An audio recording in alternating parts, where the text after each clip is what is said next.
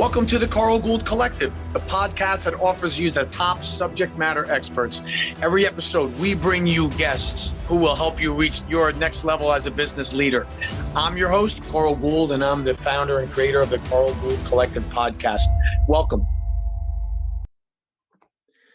Hi, everyone. Welcome to another episode of the Gould Collective, where we bring together CEOs and subject matter experts so we can teach you and you can have the best experience sharing, the best practices. So we elevate the conversation and you could be thinking about what's the next move, what's that ninja hack, what is that next level idea that you need in your business. So I'm really excited. Today we have Keith Fonseca, and Keith is the agency owner of the Fonseca Group, and he's going to take us through what I think is just a fascinating concept. Honestly, it's been around for decades, Keith, as we know, right? And interestingly enough, but not a lot of people use it. So Keith is here as part of our subject matter expert series, our SME series. And he's going to take us through essentially how we can become our own bank, how we can get out of debt using our own money tax-free. And you'll explain it so much better than I will. So let me do a formal intro, Keith. When we'll get you up here and we'll get the ball rolling. So as I mentioned, Keith is the agency owner of the Fonseca Group, focusing on mortgage protection, retirement solutions, and the establishment of your family's bank. This process is known as tilt debt, turning your debt and turns taxes and interest into liquidity and time. I like that. So Keith, welcome to the Gould Collective. Thank you so much. Super grateful to be here. Really love all the stuff you do for you people, Carl. So I'm excited.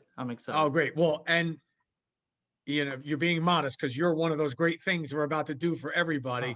Thank you. I'm fascinated by what you do, not only because of the simplicity, but I love the idea how things that have been around for decades, people come up with, some people try to come up with such a much better mousetrap all the time that they forget that the mousetrap that you have might have been the best one you had from the very beginning. So why don't you tell the audience a little bit how you got into this business? Because if I recall, you were inspired by something that happened in your family.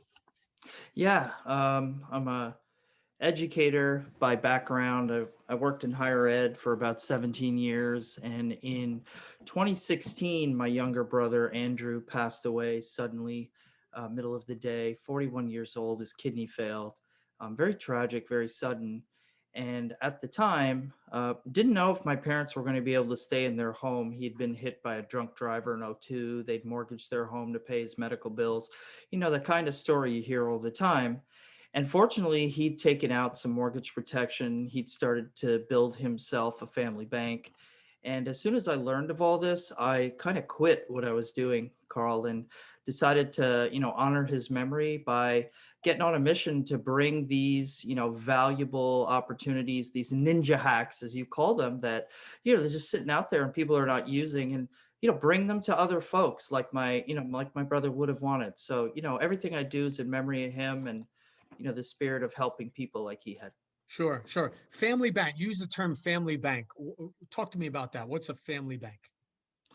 Well, it's an opportunity and a way to sort of leverage money, right, and build with an insurance carrier, leveraging the insurance carrier's use of their money to create a banking system that you can pass on for generations to come. And people just don't know about it, right? There just hasn't been enough education about how to, take advantage of this wealthy structure, right? And to leverage the insurance carrier and the banking process that they can house for people.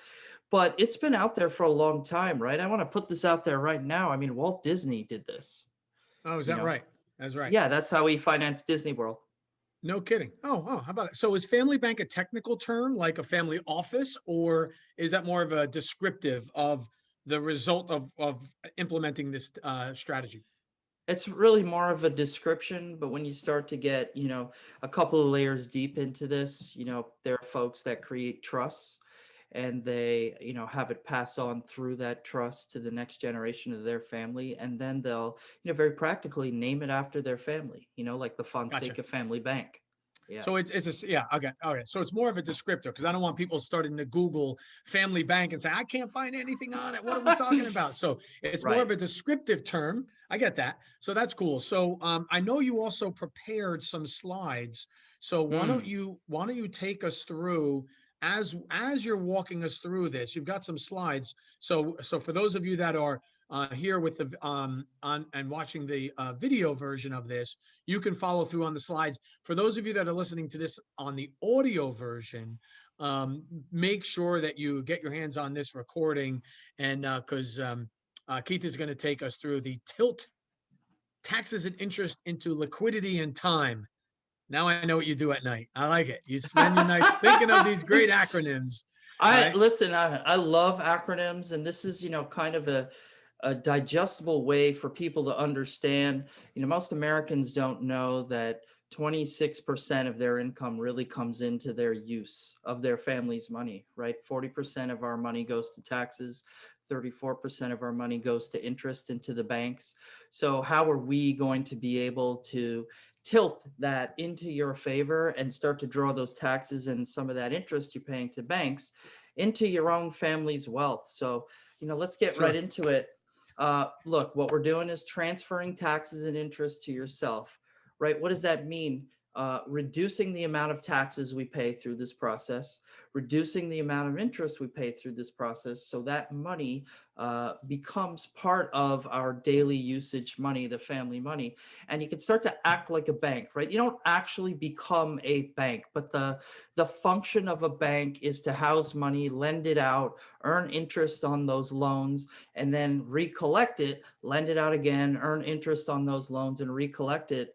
And that's basically what we're going to do. What people don't know about this process, Carl, is that effectively you get to spend your money twice.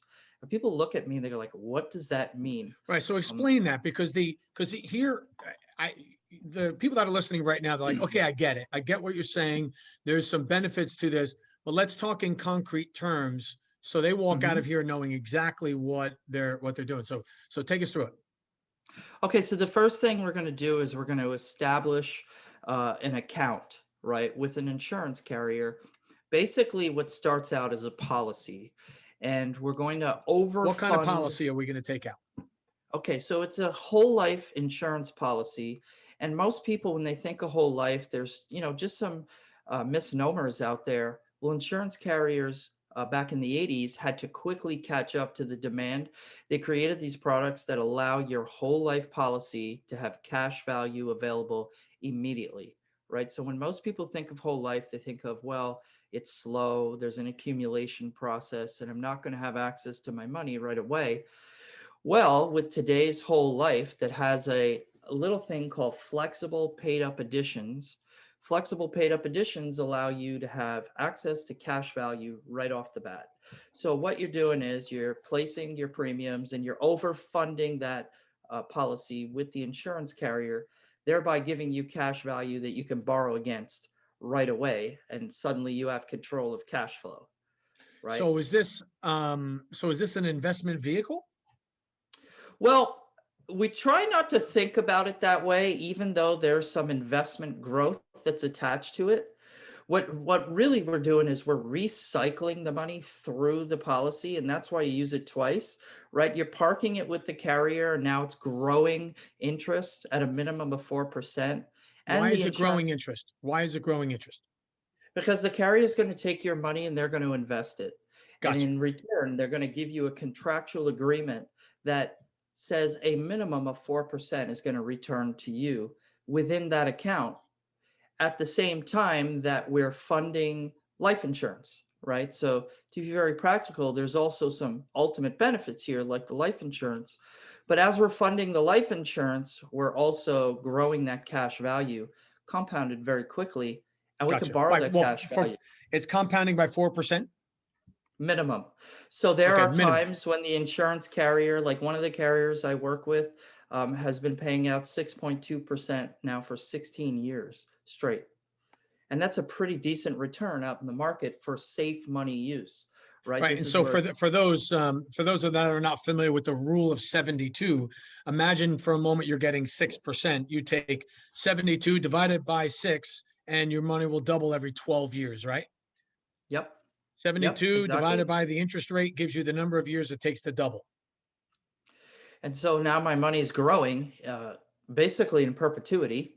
The Yep. growth does not stop. But at the same time it's growing, I could borrow against it. And unlike, say, a savings account, unlike a line of credit, when I borrow against it, now I owe interest or I've withdrawn money. In this case, when I borrow against that funded account, the current value stays the same. So that interest is being interested, right? It's being compounded at that original amount, even though I've taken money out. Carl, here's the analogy I use, right, for most people. You think of a pawn shop. I'm going to take my grandmother's ring into the pawn shop and it's worth 25,000. The pawn shop owner is going to give me 15,000 in cash. I leave with it. I can go use that 15,000 in cash anywhere I want. I could pay down debt. I could take it to a casino. I could buy some real estate. I could put it in the market. As long as I bring my 15,000 back within a specific amount of time, he's going to give me my grandmother's ring back and it's still worth 25. So I was using the value of that ring during that time. Another way to think about it is home equity loans, right? I've got a property worth 400,000. I take a home equity loan for 200,000. My property is still worth 400. When I pay that 200K back, it's still worth 400. The subtle difference there is who's making the interest when I take that home equity loan? Well, it's the lender. In this case, when I borrow against my own money, who's making the interest when I take that loan? I am, because Because you're the I'm the lender. lender. There Right. you You've go. loaned yourself your own principal in essence. Yeah, absolutely. Gotcha. And again, it continues to grow. There'll come a time, Carl, where it's funded so well, you can't stop the growth, even if you wanted to. The Right. only way you can stop the growth is by shutting it down and completely surrendering it and taking it out, which I would never advise anyone to do, or by passing away. But what happens when you pass away? It's insured with this gigantic death benefit, right? And so now that money has, in some cases, doubled, in some cases, tripled, and passes on to my family. So while I was paying off my debt, while I was circulating the money through this policy, I was growing some generational wealth that I passed on to my kids. Because you kept the insurance policy active the whole time. Absolutely, yes. Gotcha. Okay. So keep on going. So we use, multiple vehicles, right, to funnel this money sometimes. Typically we're going to use the whole life insurance policy. We've also used some annuity products. That way you can do a process called arbitrage where you're sending it through multiple vehicles to just keep stringing along more growth, more growth. And again, you're going to borrow against your cash and eliminate debt, right? That would be the number one use for this that I would recommend to a client I'm with. And that's because while I'm paying debts, I'm paying interest to that lender. I shouldn't be paying interest to anybody. It was Warren Buffett who said, rule number one, never lose money. Rule number two, see rule number one. And Right. so Sure. if I'm borrowing money from lenders, I'm essentially funding their company, their bank. And if I could borrow that from myself, I'm essentially funding my company, my bank. Right. Why wouldn't I do that? But it sounds like you have to have a starting point. You have to have a policy, correct? Yeah. And for most folks, they'll look at me and they'll say, like, how do I start this? And the answer is you start it somewhere, right? Well, right, We're but let's be essentially, specific though. yeah. Nobody starts somewhere. When I look up somewhere in the phone book, I can't find that person. So you call who specifically? Someone like you, right? Right. Yeah. Right. You call your insurance professional who's Gotcha. going to be able to connect you with the right kind of policy, the right kind of product And you to be tell your able to. insurance broker, your agent, whomever, what I want to do. What I just listened to this Keith Fonseca guy, and if they haven't called you Keith, which I hope they do, but if they call somebody else, just listen to this Keith Fonseca guy, and I'm supposed to call you and ask you about fill in the blank. A whole life insurance product that has flexible paid up additions so that I can overfund an insurance policy that's protected from taxes. And then I can Great. borrow against that completely tax-free. So everybody, so let's sit with that for a second. So everybody, you just heard what Keith said. Either play back the recording or write that down. But you want to call up your insurance. I'm not even going to attempt to repeat that, but you're going to call Keith, or you're going to call your insurance guy or gal and ask them that exact question, so you can start putting, you could start building wealth on your end. So thank you for that, Keith, because again, I want this to be specific and granular, so it's actionable. Yeah. I can't action your descriptors, but I can action your data. You know what I'm saying? Yeah, totally. And what's really important to understand is that not every insurance carrier is right for every person. And so it's smart to get with someone who has, options. So that way, technically, again, this is life insurance and not everybody's going to qualify immediately, but a well-read professional will know how to, sort of create a process for each individual that maximizes the cash value growth, that maximizes the insurance benefit, pays off the debt as quickly as possible, and shifts that wealth to your family. And, what's nice about some of the carriers that we work with, like they really supercharge the accumulation, right? And so you're getting that minimum of 4%. Like I said, one of the carriers we work with does 6.2. There's a number of them, but they, some of them are really like out to benefit families, out to benefit, their clients. And there's different technicalities when it comes to the loan, right? Different carriers are going to look at the loan differently. So you want to get, placed with the right carrier. Yeah, but one thing I want to be careful of is, there's part of the audience and listenership right now that when you said 6.2% fell asleep because, oh my God, 6%. I get 20% on my real estate, Carl. What are you, nuts? I get 15% on this. I doubled my money on that. And we get that. And if you've learned nothing from the recessions and the pandemics and the corrections in the marketplace, we need a variety of investments and a variety of assets. This is just one. This isn't financial advice, nor are we saying that you should, drop everything and liquidate everything and go do this. This should be one of the many things that you're thinking about. This is just one strategy. And we want to have something that's nice and stable, and runs like clockwork. So it's not a given. There's no hard and fast rule here, but typically, if you lower the risk, you're also lowering the return. Not always, but you are lowering the return. Higher reward, oftentimes higher risk. So we want to balance that out. And Keith, is it fair to say that this will fall in most people's, most investors' more conservative side of their overall investment strategy? Yeah, usually when I'm chatting with folks, I'm going to ask them, like, what's your risk number? Are you closer to a 1 or 2? Are you closer to a 9 or 10? So this is going to fall in the 5 or below. But here's a key point, like not to be lost, right? When I'm borrowing that money from this safe strategy, I can use it anywhere. So it doesn't mean I'm restricted from going to that 15%, from doing the real estate. It just means I'm funneling it through this process so that when I borrow against myself and I take it to the market, it's still going to grow in the market when I funnel it through myself and I go buy that next property because I'm going to flip it, because I'm going to, grow its value and sell it at a later date. Like, it's not exclusive of those other processes.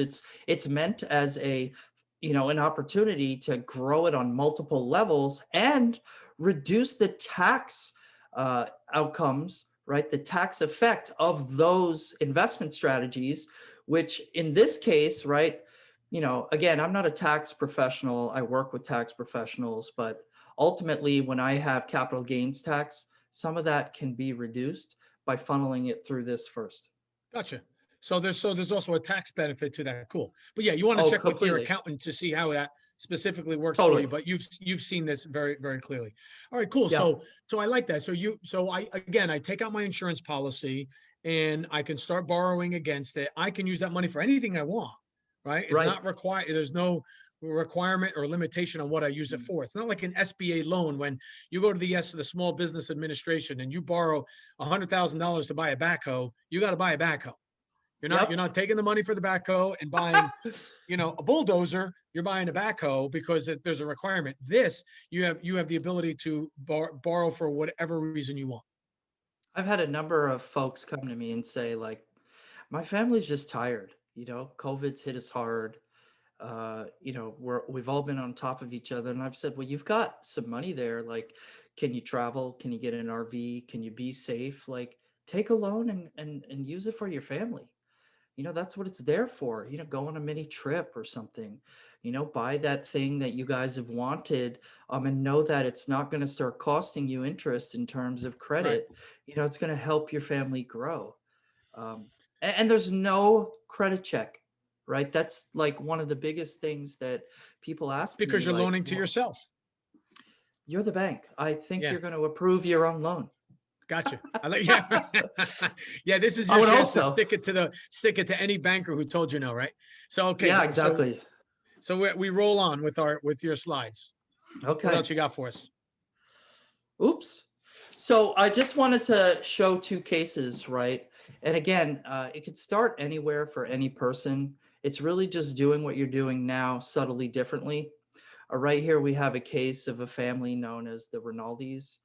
When they came to us, they had $678,000 of debt that they were planning to pay off in 26 years, right? You can see over that time, it includes a mortgage. Actually, they have 2 properties, a couple of credit cards, and it was just going to cost them $332,000 of interest over the 26 years on the current plan they were on. Now I helped them. So in other Go words, ahead. let me just unpack that. So the 678,000 was the principal that was owed. And if they Yep. stayed on their payment schedule, they would have paid an additional 332,000. So by the time all was said and done, they'd have paid $1,011,248. And these are 2 just regular folks, nice people in their 40s, working their jobs, 3 kids. This is, the average American family. Sure. They had a second property that was sort of willed to them, so they had to take on that debt. Now I helped them identify that, through their savings, they were banking a decent amount of money in their savings every month, about $3,000. Now, most people would have immediately said, well, just dump that on the debt, right? Just pay down the debt quicker. The challenge with that is, if I pay down that debt quicker and then I need that money back, you think the lender's sending it back to me? Right. No. That's a good point. Right? So instead of It's leaving not a line it in of credit, it's a mortgage. No. Yeah. Right. So you pay it So off and it's gone. Yeah. It's gone as soon as you send it to them. So, a lot of folks use that strategy of overpaying their mortgage. And I try to get them into this mindset of, well, what if I banked it on myself, right? So I told them, continue to pay your minimums and bank that money on yourself through the policy. And so we did that. We started directing $3,000 into the policy. And here, here you can see the outcome here. Rather than paying that for 26 years, the payment schedule, when funneling it through their policy, eliminated their debt in under 10, in 9.7 year. That's your first.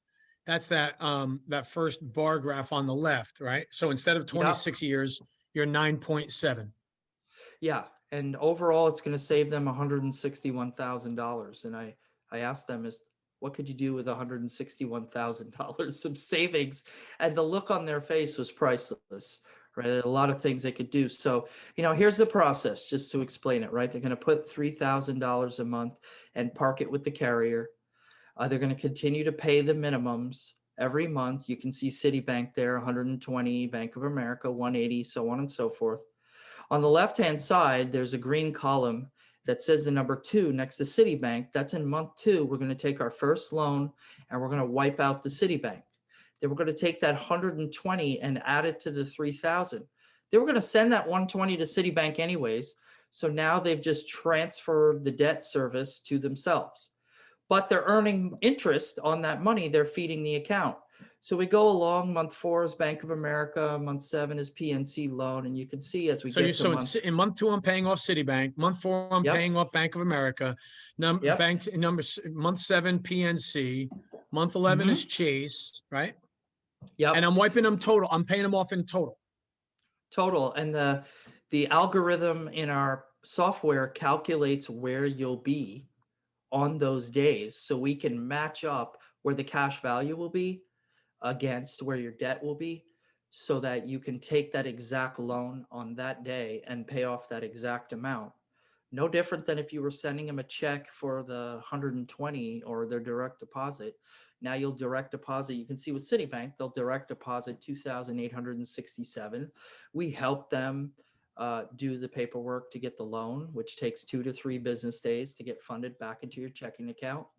And then they send it over to Citibank. So like we said, So in month 4, go ahead. let me jump in there. Let me jump in there. So the flow is, I take my 3,000, I put it in my insurance account, into my Yep. insurance policy. Then Mm-hmm. on a specific month, I request to borrow a certain amount of money. You're going to grant that to me because I'm approving myself. I take that Right. money, I pay off my credit card payment, right?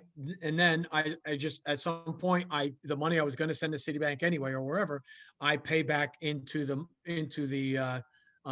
insurance policy. That pays it back, and and the value continues to grow. I like to tell folks all I'm doing is changing the address on the envelope, right? Exactly. Instead of the Well, address that's going to, kind of my point, because it's still the same amount of money, but yeah. because so I like to explain this way with my clients, as I say, guys, when you started out in business, you were a contractor, Hmm. you were a plumber, you were an electrician, you were a florist, but at some point you get to a level of sophistication financially where you're no longer that. That's what you do every day, but you're in the finance and logistics business, where these financial strategies are now available to you, and it's how your money flows that matters, because the structure that you create and the direction that the money flows in gives you these advantages. So again, this is just an advanced strategy that pretty much anyone can use, but for our listener, we want to use this more often, and we want to, along with what Keith is saying, say that 10 times fast. Let me try that again. I'm pretty proud of myself. I pulled that one off. Is how, I've always said in our 7-stage growth method, that sequence matters, and where your money goes and in what sequence, it matters, because you're seeing here, you're saving 6 figures just by following this process. So go ahead, Keith. Just as an aside, I love what you said, where, I start as a carpenter and I advance. This is not being taught in schools, right? There's no one sitting out there, at the corner saying, hey, let me tell you how to overfund whole life insurance and build your own bank. And so ultimately our money mindset starts to change. And that's kind of the mission here, to change the money mindset on something that's so simple.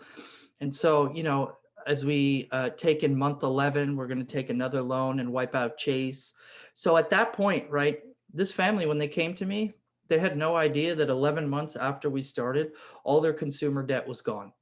Right. Now, yeah, So granted. here's a question I would imagine you would get. So you said Yeah. before, Keith, I think I heard that, not everyone's going to be accepted for insurance. So what if I love the idea of what you just said? I come running to you and I say, hey, I want to do this, approve me for insurance, and you find out that I'm not able to be insured. What happens then?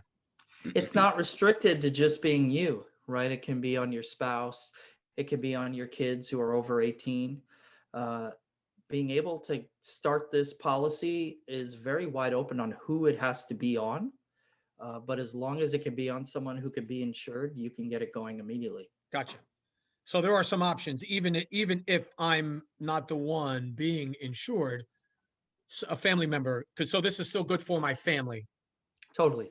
Yeah. What you're saying. Okay, great. Especially if I want to build something for my kids, right? I can opt to have it on myself if I'm insurable and then pass on the benefit. I can opt to have it on them. And ultimately, I'm passing the benefit on to their next generation. And, there are a lot of folks that'll take these out for their Mm. children to grow, especially when they're young. Well, you said Walt Disney funded Disney World with this. Yeah. Any He other cashed in. notables? Absolutely. Ray Kroc funded McDonald's, Warren Buffett, Berkshire Hathaway, The Using the late same strategy. yeah, the late Senator McCain used it to fund his uh, political campaign. There are tons of folks out there that are doing this, and it's just not well known. Like you said, it's a ninja hack. It has been for a long time for the wealthy. I mean, it goes all the way back to the Rockefellers. They were doing this 100 years ago, and they put the strategy up against the wealth of the Vanderbilts, right? You could read about it in a book called "What Would the Rockefellers Do." They put it up against the strategy of the Vanderbilts. The Vanderbilts chose not to do it. Now the Vanderbilts are broke, and the Rockefellers are basically one of the richest families in the history of the United States, because generationally the money just kept passing on and passing on and passing on, like we said earlier, in perpetuity. Right? If we get over to the right side where we're looking at what looks like an illustration, and a lot of folks may or may not understand what's going on here, but ultimately we're funding this thing for 15 years, right? I just wanted to give this family a 15-year outlook. They can fund it for as long as they want. They can stop funding it sooner. But at 16 years, there's absolutely no money going in, but their cash value is growing by $30,000 a year. The death benefit is growing in kind, and it just continues to grow. It doesn't stop, right? And it But I just can keeps continue growing. to funding. I can continue funding it. Yeah, totally. And that's an exciting thing. It's flexible, right? There are potential where if they said they were going to fund it with 3,000, and God forbid that month they couldn't come up with 3,000, there is flexibility to put less. There's flexibility to put more, right? If they go out and they make an investment, say in the market, say in real estate, and they return more money, well, there's flexibility to be able to overfund it even better. And I can tell you the outgoing administration just signed a bill. Now, I'm not going to get knee deep into what the bill was and so on, but there's a little piece of tax code called 7702, which actually on the way out, they increased the opportunity for these to be overfunded right now, right? Who knows what's going to happen in the next go round of tax bills, but right now, But certainly it's favorable right now. January 1st, it started to allow these things to be funded more than usual. Gotcha. Great. It's so cool. So I know you prepared a few slides for us and you've gone through this one, which is awesome. Is there any others that you need us to see or want us to see? Well, I wanted folks to see what a business using this process would look like, right? So this is a mother-daughter who own a salon, and they were parking $10,000 a month, right, of profit, and they're in business to make money. And so I said, well, what if we parked it into a vehicle like this? I mean, they loved it, right? They didn't have a whole lot of debt. They had a small like Apple card for their stuff in the salon, a couple of credit cards. She bought a car and put it under the business, and so on. But you could see, on our illustration here, they wipe out their debt real quickly. They don't save that much in interest because they didn't have a whole lot of debt. If she had a mortgage, they could have included it here. But ultimately, the cash value is always available there. It's like liquid money that a business can grab and use anytime it needs, put it right back. And I showed them an 18-year strategy. Why 18 years, Carl? Because on the illustration here, over 18 years, I think it's $2.1 million they would have cycled through. But at that point, they've got 2.5 of cash value. And the mom, right? The insurance went on the mom. She's 62. She's not going to be in the salon business forever. She's going to pass it on to her daughter who's in her 30s. But when the mom passes away for 2.1 million and all the flexibility they got, she's leaving behind $3.6 million if she passes at 81. Look at if she makes it to 90, the thing grew to 4 million, but there was no money going in between 81 and 90, not a dime. And it almost doubles. Yeah. Yeah, absolutely. So, and then that whole time they could have pulled the money, used it for new equipment. If they wanted to fund another location, like they could do anything they want with that money. No credit check, just a minimal amount of paperwork, tax advantages for them as a business. And they loved it. We're really excited to be able to have provided this for them. So again, you want to check with your accountant, your attorney, if to make sure that you're covered from a legal and a tax standpoint. Well, what in this particular case study, they took what would have been profit from the business or extra cash or cash flow, and they were putting it right into these vehicles so they can build so the business starts working for them in essence. Yeah. And again, another great strategy is to start pulling money from the cash value and parking it with an annuity. And we do what's called daisy chaining annuities. So we buy one each year. So then when the mom gets to retirement age, right, those annuities are going to matriculate one each year, and she's going to have, some tax favored retirement coming right into her pocket. And that's that, term I used earlier, arbitrage, where we're able to cycle money through multiple vehicles.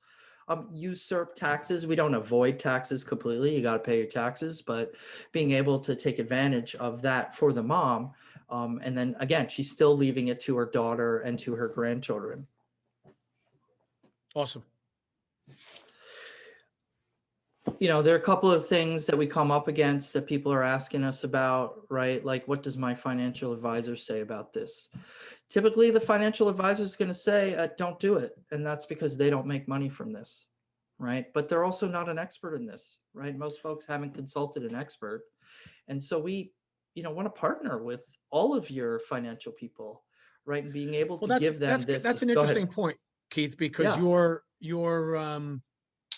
I mean, most of the people that are listening to this call are saying, well, I've got a financial advisor, I've got an insurance agent, they don't know anything about this, or they told me I shouldn't bother, right? And so when you, so you must deal with this a lot.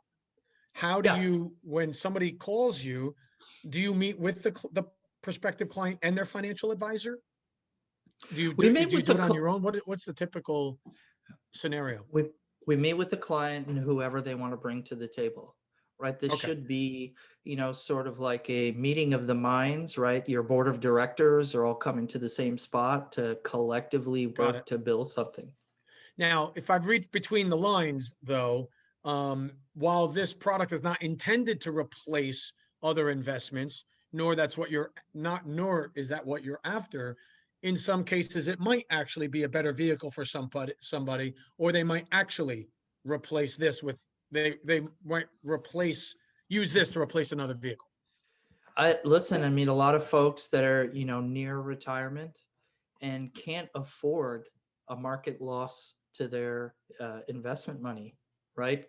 And it really puts their retirement in jeopardy. And so this is they might make a switch. Sometimes, they're not in the right vehicle based on their life circumstances. To sit down with someone like you, though, is it required? Is it required that they have to, get rid of a financial advisor or one of the vehicles that person has recommended? Oh no, definitely not. No. Right? It's not required to get rid of anybody. I guess it's required to sort of have an open mind to something that, is not something you may have ever thought of doing before, but can benefit every part of your financial strategy. So the first step, though, sit down with your insurance agent or financial advisor, maybe let them know what you're thinking, or is this something that you do, going back to the script that you shared before? If not, then find you or someone like you. Yeah, exactly. Got it. Yep. Okay. Yep. Awesome. Yeah. So we have a few more minutes. We have a few more minutes here. So I want to be respectful. If there's anything else that you wanted to make sure that we walked away from today with. Oh, okay. There we go. Yeah. So we shared what we need to share. So now I find this very intriguing, because when I'm working with a CEO and we're advising our clients, a lot of times they're asking me, help me grow my business, show me how to take my business to the next level. And what they're really asking for is, can you help me improve my profit and loss? Can you help me earn more than I spend? Can more come in than goes out, so I have more money at the end of the month instead of having more month at the end of my money, right? And so, but this is, so in our model, this is a different conversation. This is, how do you build your balance sheet? In other words, what you own versus what you owe, and what is working for you. So this is an interesting strategy. Is there a person or a type of person or a type of situation in life that this is best for? Do I call my 83-year-old mother and say, Mom, you got to get in on this. This is important. You got to do this now. Or does she not have enough of a time horizon? Or do I need a minimum amount of money to get started? Where it makes any sense? Like what's the sweet spot? Who falls into who should be speaking with you? There hasn't been anybody that I've found that this can't work for, especially because the insurance can go on anyone to be able to grow the funds and pass them on. I guess, Oh, you're that's right, 83, because there's the legacy component. right. Your Uh-huh. 83-year-old mom, right? She's going to have a little bit more of a challenge being insurable than Let's say assume she is. Just for conversation, let's assume she is. yeah, there's really no loss here, except for the time, right? So the longer she lives, the more time we're going to give the vehicle to grow, right? Because it's Right. really working on accumulation strategies, and so time really helps these things grow, in a much more advantageous way. There's no starting point, right? There's no real like it has to be this, it has to be that. The only real starting point that can be challenging for folks is what the insurance carrier deems necessary to be able to get the policy going based on insurability. Not Oh, I really see.